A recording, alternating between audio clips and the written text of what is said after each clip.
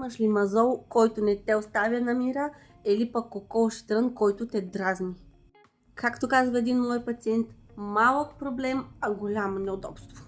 Затова се появявам с решението на проблема, а именно ургокорисит. Ургокорисит работи основно чрез кератолитично действие. И какво се случва реално, сега ще ви разкажа. На първо място омекотява загробялата кожа, като разгражда връзките между мъртвите клетки. Постепенно разтваря мазола, ако може така да се каже, като той изтънява и се отделя. И защитава зоната, като намалява триенето и натиска.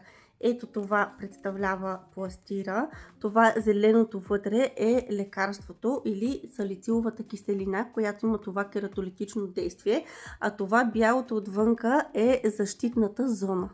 И сега как трябва да се ползва? Залепва се върху мазола или кокошия трън, като той трябва да попадне ето тук вътре, където е лекарството. И се оставя да действа между 24 и 48 часа. Като при необходимост тази процедура се повтаря. Ургокорисит и всички останали продукти на Урго може да намерите в най-близката аптека или онлайн. Ако имате въпроси, пишете в коментарите, бъдете здрави и до скоро!